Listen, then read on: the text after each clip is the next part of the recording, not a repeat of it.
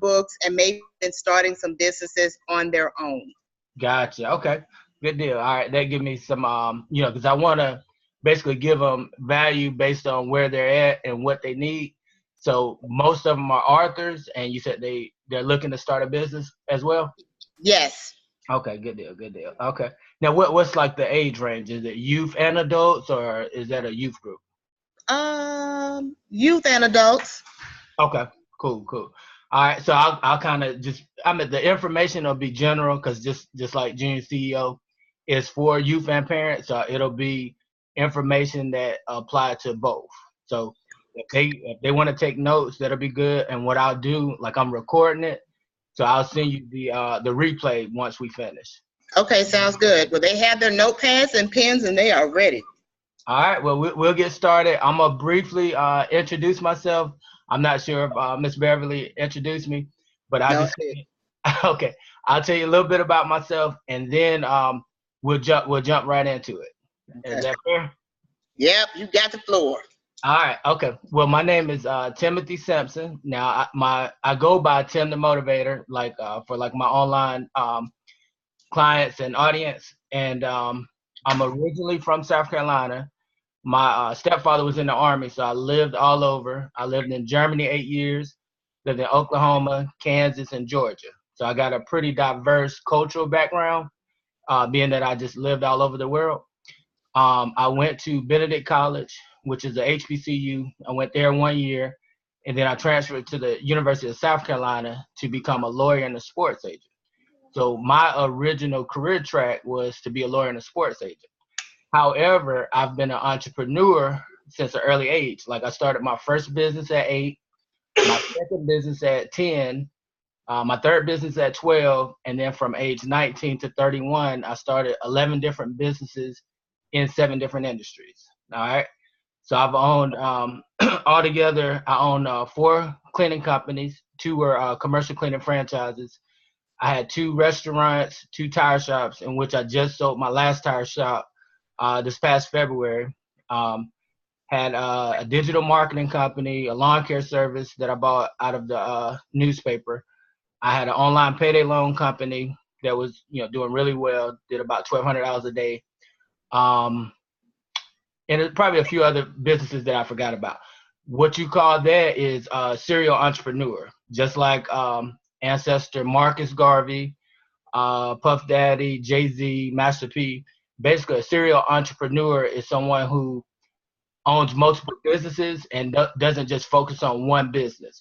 So you can call it serial entrepreneur. Another phrase is multiple streams of income, which is one of my favorite phrases. And that just means you don't rely on one stream of income, just say if you was just an employee. All right, that's just one stream of income, meaning if anything happened to that one stream, you probably would be in a pretty bad situation, being that your income determines everything. What kind of car you drive, if you got a car or not, where you live, if you got a house or not, if you can afford a lot of different things, education, as far as the school system or school district you live in, because that's going to be based on where you live geographically. So your income determines a lot. So I've always engaged and believed in multiple streams of income. I usually share a pretty interesting video that TD Jakes made, and he just talks about streams as in water, that runs to the ocean. He said, you want to have multiple streams. To me, it just makes sense because you have multiple bills in life. Now, for the young people listening, you probably don't have any bills yet, unless it might be like a cell phone bill or something. But as you become an adult, you got car insurance, you got car payment, you got a mortgage, you might got child care, you might got rent, cell phone bill, you got a multiple bills. So become very familiar with the phrase multiple streams of income. Now there's different ways that you can comprise multiple streams of income. It could be real estate, it can be multiple businesses, it can be investments in stocks and bonds, it can be a book. You get residual and passive income off book writing. So multiple streams of income doesn't necessarily have to be multiple businesses. That was just my route. But the idea is you want to have more than one check coming in. All right. So now, as far as me being a serial entrepreneur, I evolved into a business coach and also a youth and parent development coach. So just say Junior CEO Academy is an academy that focuses on youth and parent development in the areas of entrepreneurship, personal development, financial literacy, and leadership. So those are kind of like our four core pillars that we focus on. With the combination of those different pillars, it basically serves to transform a person. So just say the personal development course, we focus on, affirmations, positive thinking, which life coach and business coaches to listen to. And just say throughout my journey, the one thing that transformed me the most, besides, my spiritual grounding and parents, would be personal development. All right. Because personal development would include self-education. All right. It's a famous saying by Henry Ford, the founder of General Motors, that a formal education, meaning just school, a formal education will help you earn a living. A self-education will help you earn a fortune. So I just say I didn't become really big into reading until I was an adult, like in college. So once I understood that the more you learn and apply, the more you earn, I indulged in self-education, meaning I got the books, Think and Grow Rich. I read it, listened to the audiobook. Same thing with Rich Dad, Poor Dad. I started listening to speakers like Les Brown, Eric Thomas, who actually went to school, college in Huntsville, Alabama. So you got Les Brown, Eric Thomas, you got Zig Ziglar, you got Earl Nightingale, you got Anthony Robbins, you got Gary Vee. So just say an alternative to, like, just say if you just are not into reading, now you got YouTube. Watch the videos and just listen to the audiobooks. Supplement, TV, supplement the radio for something that's going to empower you mentally, because it'll translate into financial success once you apply those principles. You can also, in the Bible, one of my favorite books is Proverbs. It talks a lot about, just being just, being balanced. It talks about giving and receiving, which is the secret to life. I give a lot. So you want to be a giver from the heart, but there's also a boomerang effect. People that give often usually don't lack. So it's just a natural spiritual law. So through self-education and personal development, I've been able to transform my life several times. So just say, even in my 30s, at this point, I've made over $3 million as an entrepreneur. I can attribute that to, like I said, my parents and personal development. I've also given away probably, if I had to add it up, because I know just between two cousins, I've given $400,000 in 1 year worth of janitorial contracts. So if I had to add up all the money I've given as far as contracts and businesses, it would probably be 1 point something million. So I'm a big believer in giving. I also volunteered with the Junior Achievements. I taught entrepreneurship throughout the school system here in Columbia for years. I put in the most hours to the point where they actually asked me to be the national spokesperson. I volunteered with Salvation Army a few times, feeding homeless. I give a lot of value, like on my social networks. I always try to, spread love, spread positive energy, optimism, just wherever I can help in life. All right. So before we get started, because like I'm gonna focus on business startup and business development, and then I'm gonna kind of touch on how to monetize your book, since we do have a lot of authors. I have a session that I teach called Monetize My Writing, and I'll kind of talk about the digital era that we're in and alternatives to having a hard copy and trying to sell it the analog way. I'll kind of give you a few ideas on how to sell it through social media and digital marketing. All right, but before we get started, do we have any questions that y'all want me to address before we start with the business plan section? Stand up. We have a question. Hold on. Stand Okay. up. Come around. All right. He's coming. He wants to be on camera. Okay. No, that's cool. Come on. You stand right here. Come on. There we go. Okay. How's it going, man? Okay. Hi. And also, I have a few questions. Okay. What is, Speak up. why do you call yourself the motivator? Oh, wow. Good question. All right. Actually, the funny thing is my logo is a man on fire, like jumping over a mountain or off a mountain.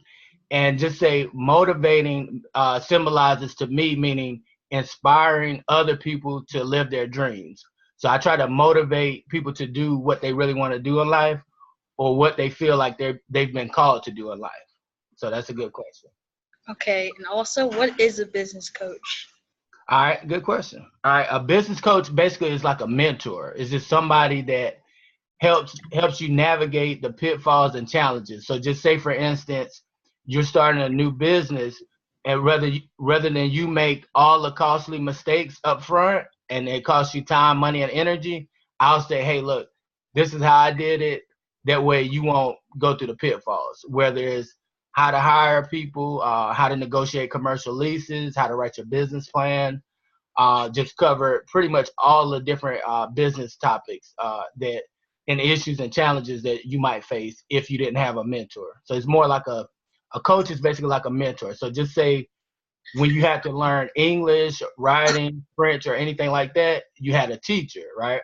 So a business coach is basically like a business teacher or mentor. So good question. Okay. And also, my last question. Why do you like to give so much? Is there a story behind it? Well, put it like this. My parents, I would say I had the best parents, like my mom and stepdad.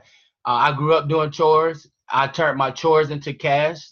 So I turned my chores into businesses. But my mom and my stepdad, they were really big givers. My grandparents, really most of my family, like I'm a country boy, so most of my family are givers. And I just naturally like giving, and I enjoy doing it. So even if I didn't get it back, I would still be a giver.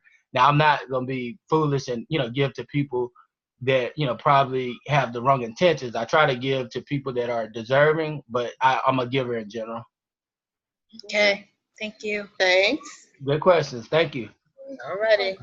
All right. You can go on. We'll hold the other questions until you finish.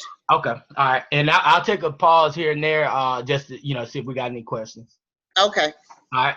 So, all right. Now, the first thing you want to do when you think about starting a business, all right, you want to imagine yourself taking a journey. All right. Like your business is going to be a journey for you. Now, hopefully, it's going to be an exciting, positive, fun experience. And I tell people, don't look at business as being hard or challenging. To me, it's actually hard working a job. All right. Not to say don't work a job, but this is my logic. I've worked in manufacturing. I worked for retailers. I've worked a lot of different jobs. So when I say it's hard compared to business, with business, you're your own boss. All right. You set your hours. There's no glass ceiling, meaning you can make as much as you want to make. All right, just say as an employee, the most I've made was probably $16 an hour. I was working for a Walmart manufacturing plant or Walmart distribution center. All right, as an entrepreneur, I've made as much as $10,000 in a day. I've got $10,000 checks every 2 weeks, $3,000 checks every week from Balo. I've made $1,200 from online businesses. So there's no limit to how much you can make as an entrepreneur.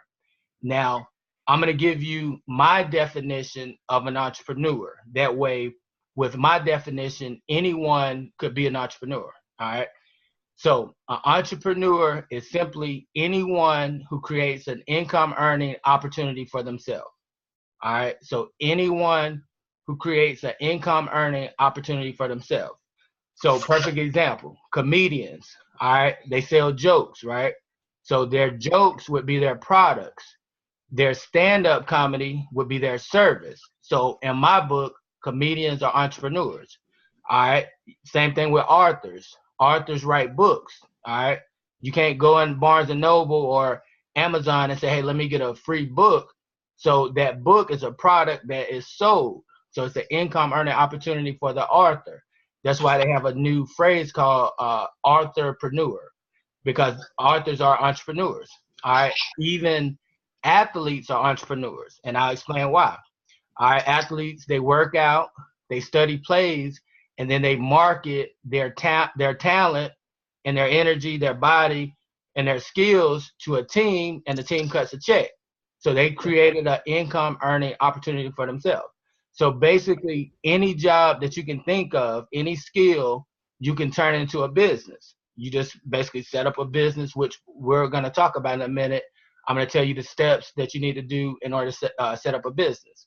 All right, and since y'all did attend this webinar, everybody that came, I'll get the names and emails from Miss Beverly, and I'll send you a free business course. You'll get probably like 2 different courses. One of them will definitely be a business course, business plan writing course, and then how to start a business course. So y'all will get that. So just say if you don't get to take as detailed notes, don't worry. You'll get a course with all the information and the links to the information that you need in order to set your business up. All right. So I usually start my businesses with my business plan, being that your business plan is going to be your roadmap to this journey in business. All right. I use a very simple format for my business plan writing. I was in the Army. I actually went from private to second lieutenant through officer candidate school. So what I learned in officer candidate school is when we write op orders, that's basically like a military form of a business plan. And it's designed to lead a mission, to lead a group of troops on a mission or a journey. All right. So with your business plan, you want to focus on, 5 W's, 1 H. 5 W's, 1 H. All right. Now the first W is going to be who. All right. And that's going to be who are you as a company, like your company name. So the first who is going to be who are you as a company. You just write your company name. And then the next who is going to be your logo. All right. And those 2 things represent what they call branding, meaning your company's identity. So you're going to start with your company name and your logo. All right. Then from there, you just get the matching email address, and you can get a free Gmail. So you just get the matching email address for your company, and that's going to kind of be your brand identity. All right. So the next who, all right. Now with this business plan, it's going to cover your marketing, advertising, promotions, operations. It's going to cover most of everything you need for your company. So all right, this next who is going to be more so what they call your target market. All right. So if you could think of the phrase customer avatar, all that means is who is your ideal customer. So I say if I got a book and I'm talking about going to college, like the college experience, my ideal customer would probably be college students or high school seniors or juniors between a certain age group. So when marketers tell you write your target market or create your customer avatar, that just means who is most likely to buy the product or service that you're marketing. So as detailed as you can get, the better it will be to identify them. So you want to look at the age range, and you can use, a 5 to 10 year age range. You want to even probably look at the gender, if it's gender specific. You want to look at the race, if it's race specific, because all products and services are not for all people. And I think that's where a lot of business owners go wrong. They try to sell to the world, whereas savvy marketers, they focus on analytics, meaning target market, market research, customer avatar. So it's a specific group of people, and it's 7 billion people in the world. So there's no shortages. There's really no such thing as competition. It's enough money and customers and clients for everybody. So you want to focus on a specific market. That way your message is tailored to them. All right. All right. Now the next who, with your business plan is going to be, who are you as an individual? All right. So if you're writing a book, you want to talk about who you are. Like if the book is your business, you want to talk about who you are as an author, meaning what experiences, what skills, what knowledge, um, what certifications, whatever is relevant to the subject you're talking about. You want to basically write 1 or 2 paragraphs about who you are in relevance to that. So you don't have to talk about your whole life, just what's specific to your product or service. That way, just say for instance, with my cleaning company, I would say if I was writing a business plan over, my who would be, okay, I've been in the cleaning industry 15 plus years. I've had clients like Food Lion, Best Buy, Bilo, Office Depot, Bonefish Grill, Longhorn, PetSmart. And that would tell the client that, hey, I got experience and I got relevant information and knowledge relevant to what I'm actually doing. Like I wouldn't mention nothing about I own a tire shop because it wouldn't be relevant to the cleaning company. So you want to say, what information is relevant to the business and the service you're offering. All right. Then the next W is going to be what, and what is going to mean what products and services are you offering. So all right, if you're selling a book, I would scratch it out. I wouldn't just say a book. I would say I got a book. All right, with that same content, that book can be a workbook. It can be a ebook. It can be a course. It can also translate into a workshop. It can be a seminar. It can be a coaching business.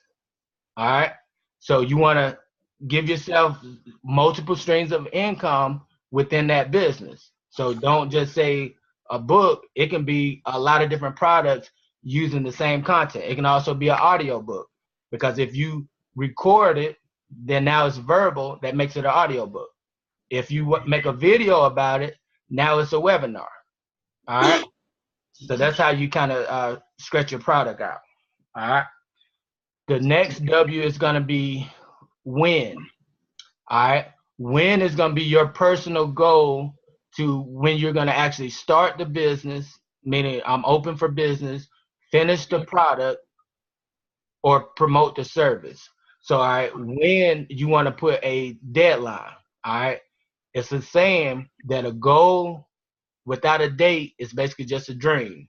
So it's a lot of people got dreams, not a lot of people got actual goals because they don't have any deadlines. So you want to put a deadline. So if you're an author, like I had one client, she was like, during our initial session, she was like, well, I asked her, I got to the when part, and she was saying sometime next year. And I was like, oh, no. I had to choose a date for it because I was like, I'm not going to allow you to professionally procrastinate. It don't take that long. Like you could do 1 to 5 pages a day, 1 to 5 pages a week, and be done in 3 months. Because there's no minimum or maximum amount of pages your book has to be. It can be whatever you feel comfortable with. Like I got some books, I got 20 pages. Guess what? I still sell them for $39, and people buy them because it's not about the length. It's about the value and the content in the book. All right. So what was that? Yes, I agree. Oh yeah. So don't set no deadline. The longest I'm gonna give y'all is 6 months. Really, I would say 4 months. Don't scratch it out, because then that would be called procrastination. Now I'm gonna give you another way to look at it. All right, definitely for all my authors or anybody in the social entrepreneurship space or something where it's gonna actually help people.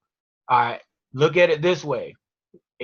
However long you take, that means the people that you would help with your message, you're failing them. So look at it that way. So if you're writing a book to help children that are being bullied, like it's an anti-bullying book, it's safe to say those 6 months you're going to take, somebody's getting bullied every single day because they don't have your book. All right. So you want to look at it like that. Like you're the change agent and they're waiting on your message to change the world. Absolutely. All right. Yes. So the next W is going to be where. All right. When you think of where, this is more like your marketing and advertising and promoting. So where will you focus your products and service? All right. Now, being that we have this magical thing called the internet, all right, one of the answers to your where is going to be globally. Because when you're on the internet, guess what? Every day, there are 2 billion people on the internet every single day. Now, I don't know the last time you wrote 2 billion out and see how many zeros are behind it, but that's a lot of people. All right. So you want the online market is the biggest marketplace in the world. So to not have your book online is, we'll just say, it's not very, very smart. All right. Or any product or any service.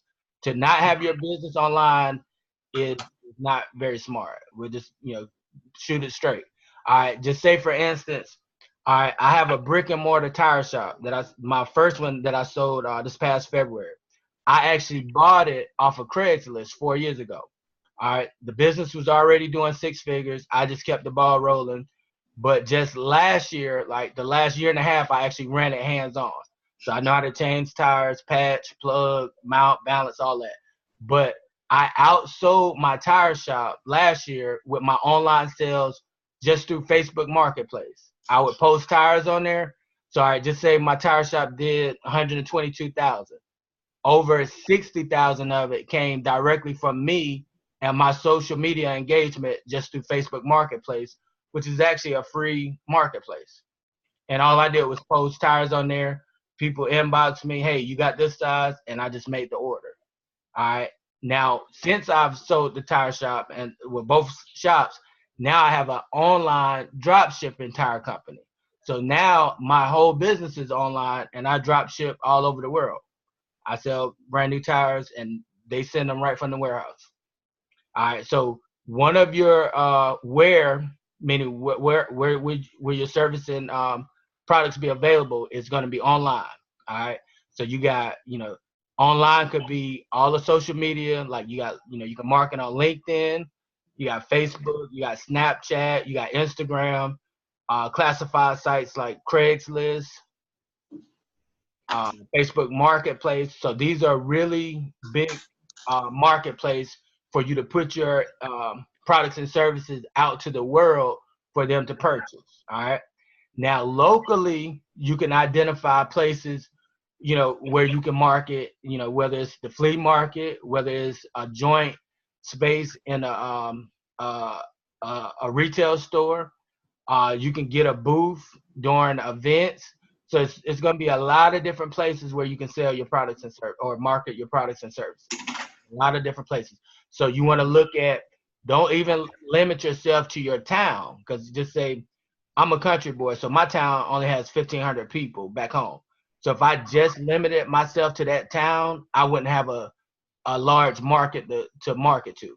So you want to look at your local geographic area as, all right, I'm going to, at the minimum, market my products and services countywide, all right, because the county is going to be bigger than the town. Then when you look at statewide, then that's the adjoining counties. Then when you look at nationwide, you can do that online, all right? All right, now the last W is going to be why, all right?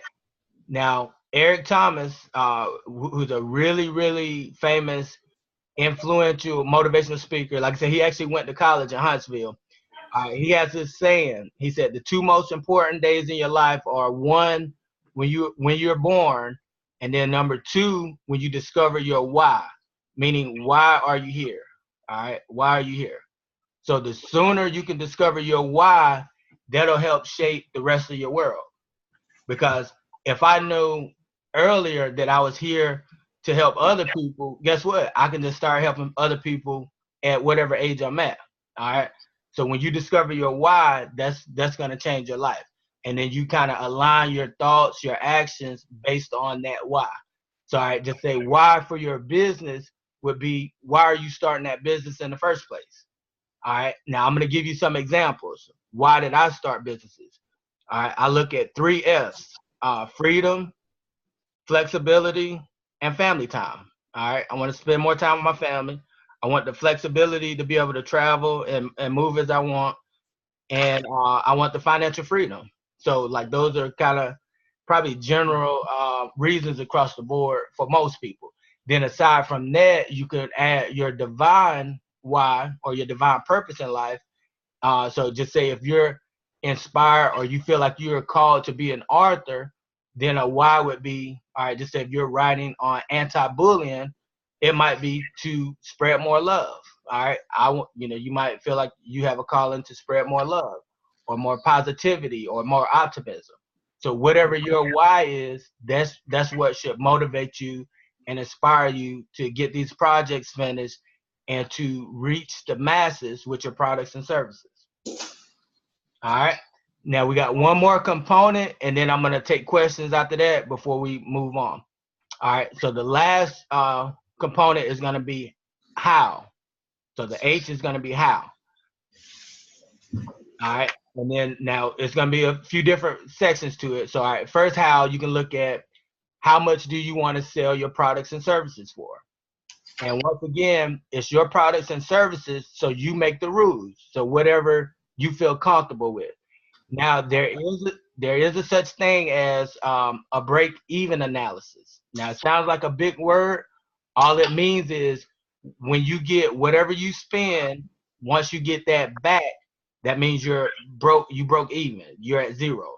So all right, just say for my book authors, all right, just say it costs $100 to get your logo, your ISBN number, and to get your book cover. All right, your break even point will be once you make $100 back. So if you spend 100 and you sell $100 worth of books, you didn't make 100, you just broke even. But if you spend 100 and you make 200, then you subtract the 100 you spent, and then you got a $100 surplus. So that means you actually made 100. So just say in certain businesses that I've had to do break even analysis every week, some every day, some a couple times a month. That way I knew my company was profitable. Because if I just don't keep up with how much I spend and I just think I'm making money, once I do the paperwork or my bookkeeper do the paperwork, then it'll show the truth. Like they say, women lie, men lie, numbers don't. So you want to know your numbers. All right. Now, one thing I can tell you about being an author, and like this is kind of infusion of what I'm gonna talk about after I take questions, is that when you got hard copies, all right, when you got hard copies, physical books, you're gonna have more overhead than you do a digital copy. All right, because see, a digital copy is just a PDF. They don't run out. All right. So once you pay for the book cover and all the logo, everything you want, you don't have to pay for it anymore, and they can download it forever. It's just gonna be infinite.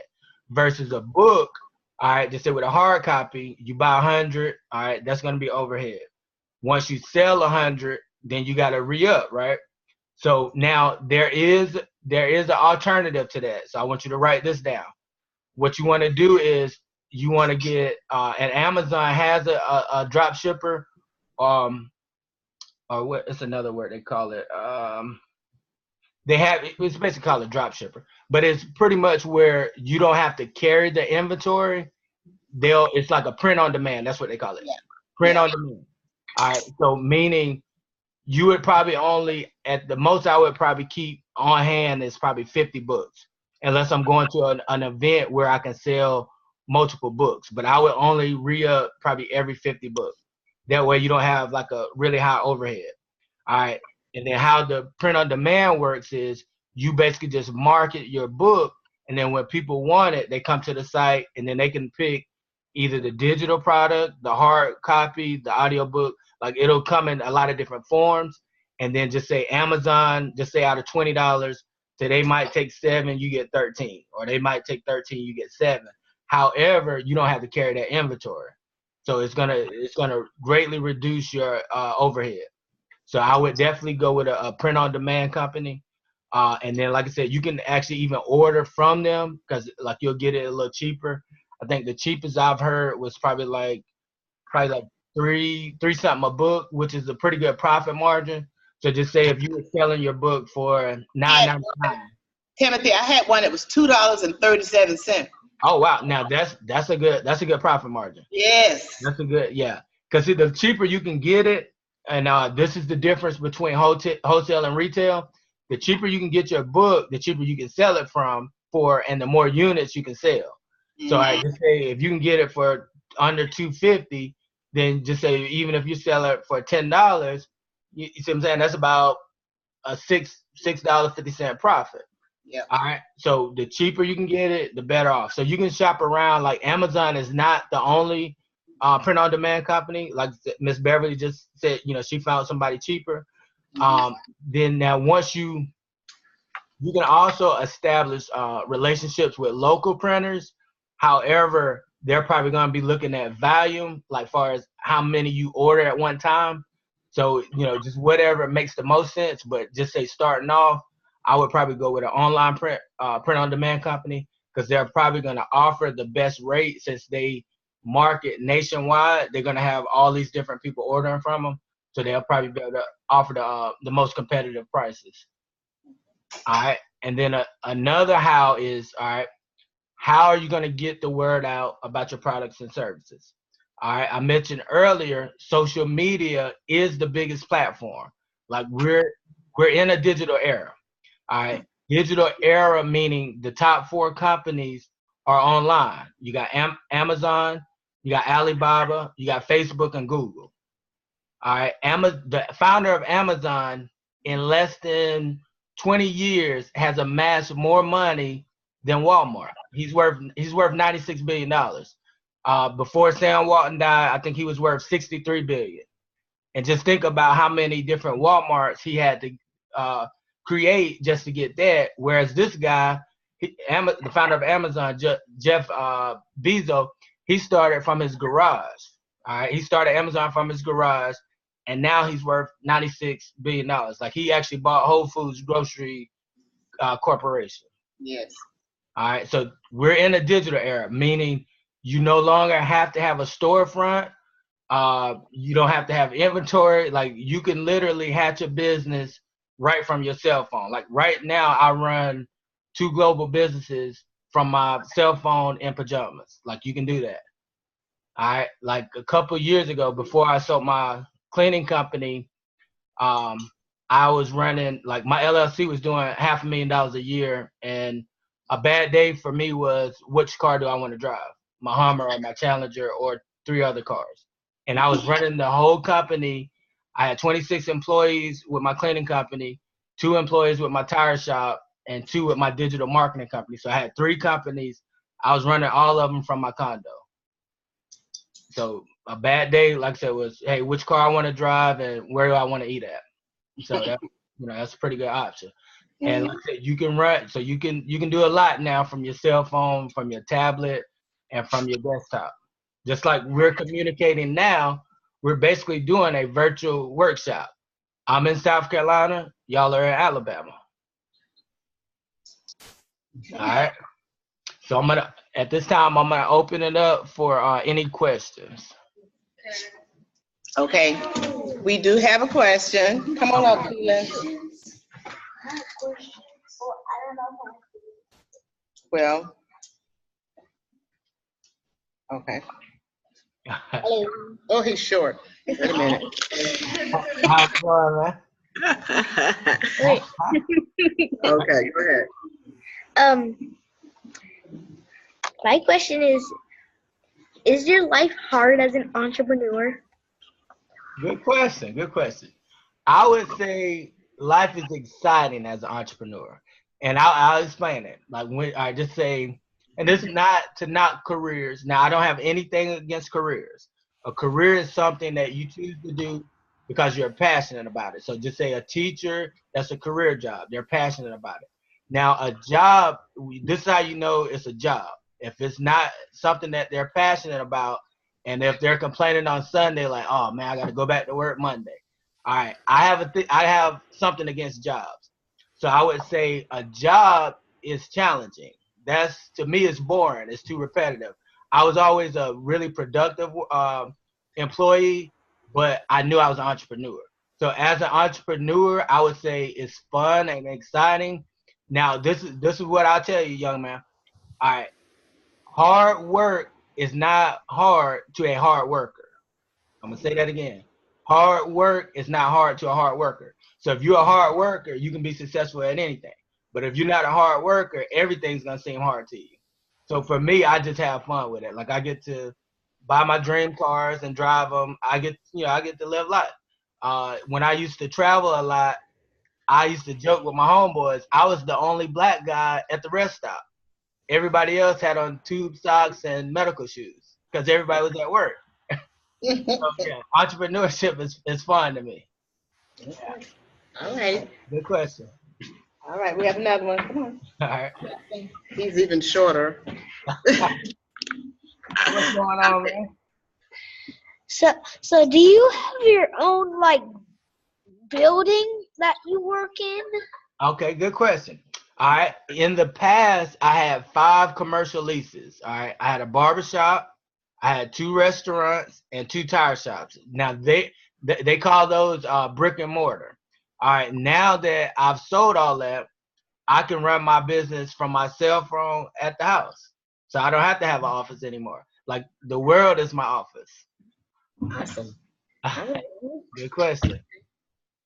Madison. This is Madison, and I'm going to adjust the. Hey, how you doing, Madison? Okay. Good. All right, how you doing? Good. What encouraged you to start Junior CEO? Oh, wow, good question. All right, for starters, I have 4 sons. So I knew that I wanted to give them an activity because I look at entrepreneurship like the ultimate sport. Just like Mark Cuban, the billionaire owner of Dallas Mavericks, said, entrepreneurship is the ultimate business. So I look at it like that. So I wanted to give them something more tangible and more financially rewarding than just, soccer, basketball I love. But even that, I wanted to give them something that they can actually earn a living from. So I wanted to teach them, plus all kids, just like you, just different principles that'll make you better in life. So just say personal development, make you a super smart, young lady, regardless of what field you decide to go in, whether you want to do a career or a business. Leadership, you want to be a leader because you don't want anyone telling you what to do all your life or dictating your life. Financial literacy is really important, especially in our community, because you want to build generational wealth. So you don't want to get in a situation where you have to live, check to check, or you can't afford the things that you really want or the things that you need in life. And then entrepreneurship, I say, in America, is a capitalistic society, meaning the more money you got, the more enterprising you are, meaning you can purchase land, you can buy a house, you can start a family, all right? So it just gives you more options. So I wanted to start something that'll actually help more people transform their life. So good question. Got another one? Okay, good. All right. Here's a return question. It's me from again. Bill. That's cool. Yeah. Okay. Okay, no more questions. How many you got? Hey, look, that's smart. Hey, look, I would ask all the questions. Okay. How did you get into working at Walmart, and what was your job? Actually, all right. This is my first year at the University of South Carolina. Like, I'm a Gamecock. Now, I like the Crimson Tide, too, but I'm a Gamecock. I went to USC. My first year at USC was 99. So I was 19, and I wanted to make money. Like, I got my very first job when I was 14. It was at Dairy Queen. So I was already used to working and going to school and starting businesses. So in college, I basically did the same thing. I owned multiple businesses and I worked. So I chose Walmart because they was paying they started people off with like $14 an hour. And then I worked the weekend shift. So Monday through Thursday, I went to school. Friday, Saturday, and Sunday, I worked at Walmart. And my job was, I was an order filler. So I basically just put labels on boxes and threw them on the conveyor belt. Okay. Here's the next one. Do you have a secret for making so much money? If so, what is it? No, that's a smart question. All right, I'm gonna give you the secret. It's called multiple streams of income. All right, And that just means, all right, just say if you're an author, all right, you can still have a t-shirt company because you can basically use themes from your book, start a t-shirt company. You can also sell hats. So the more things you do, the more money you can make. So look at it like this. The average millionaire has 7 streams of income. So they got 7 different ways that people pay them. So I just say if you're getting 1,000 from this person a month, 2,000 from these group of people, 4,000 from them, then it becomes a number game and it just adds up. So just say at one point I had so many streams of income, I forgot how I got paid. So I was forgetting to bill people. I was just, working and doing some of the work and just forgetting to collect money. But that was a good problem because I had over $30,000 a month coming in. So. Okay. Yeah. Okay. What made you want to join the Army? Wow, good question. Okay. Now, I actually joined the Army my actually 2001. So I joined the month before 9/11, and then went to basic training the month after. Now, my stepdad and my biological dad, both of them went to the Army. Now, I'll tell you what the Army did for me. It actually gave me discipline, helped me get more focused. Not that I'm promoting for the Army, because there's other options. But I wanted to pay for my own school also. So it's a such thing when you get in school called student loans. So rather than coming out with like $80,000 worth of debt, I was like, okay, I'll join the Army. They had the student tuition assistance. They had a student loan repayment, and then I got the GI Bill. So I got like $700 to $800 a month. I actually started a business with my GI Bill. So it had different benefits, but good question. Okay.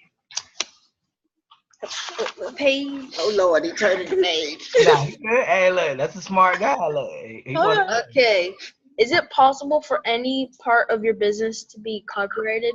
Like any kind of business? you Like, said to be incorporated? yeah. Copyrighted. Copyright. Oh yeah, absolutely. Now with your books, I would say, that's the things you want to copyright. Now I will tell you, I'm kind of biased about copyrights. I would say it like this. All right, you heard of bootleg movies, right? No. You never heard of a bootleg movie? Are you serious? Miss Beverly, you done heard of a bootleg movie? I have. I'll explain it to this child Okay. later. All right, I'm gonna say it like this. All right, Hollywood. All right. Just say where they produce movies at. Hollywood. All right, they got all the money. They got the best lawyers, and people still use their products. Meaning, they'll All right, just say a legal download. You might have heard of that. So just say a bootleg is a physical copy of an illegal download. So this company with all the money in the world, all the best lawyers, they still can't stop people from using their quote unquote copyright. So what I would say to authors out there is I wouldn't spend a lot of money on no copyright lawyer. I wouldn't stress over it. If somebody copies what you do, just take it as that must mean I got a good idea. Because if Hollywood can't stop it with all the money, the billions and billions of dollars they got, the best lawyers in the world, that's nothing to stress over. Just say, hey, look. So the idea is just try to get as much market share as you can with your project. And if somebody copy it, that means it's a good idea. All right. Okay. What should you do if people don't buy or criticize your products? If people don't buy them, that usually kind of means you're probably putting it in front of the wrong people because somebody wants to buy it.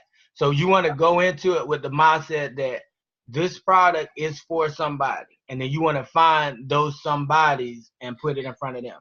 Now, if people criticize it, people, there is a such thing as negative people in the world, so you just disregard them. You just look at it as you're doing something right, and they want to stop you, and you just use that as motivation to do more of that. Good questions. Okay. Oh, shoot. Mm-hmm. Oh, I can tell you what that is. Don't worry about that. Okay. So Facebook is a marketplace too? If so, why? Facebook is the biggest marketplace right now. Now, I tell people like this. All right, I first got on Facebook in 2006. The first year, I made $40,000 off Facebook. Next year, about 100,000. And the reason is because I never looked at it as social media. All right, media is the key word, meaning entertainment, fun, and games. I looked at it as social networking. Networking, the key word, meaning similar to net worth, meaning your network, the people on your line, in your social media, determines your net worth. So if you're on there for fun and games, you're gonna get fun and games. If you're on there for business, you can make money. Yep. All right. That's it. All right. Good questions. Hey, great questions. You have one more question coming. Okay, that's fine. Short guy again. What's your question? What's going on, man? Have you ever had a partner before? Oh, wow, good question. You're the first person to ask me that. Now, I've had a few partners, and I got good feelings about partners, and I got bad feelings. I'll tell you both. All right. The good thing about a partner is you got somebody to share the risk with. All right, and they can split the work up. Now, the bad thing is when this fancy word called ego and pride comes into play. So I just say, what kind of business you want to start? What I kind don't of think he knows yet. I think I want to be like an entrepreneur too. Okay, what kind of business you want to start?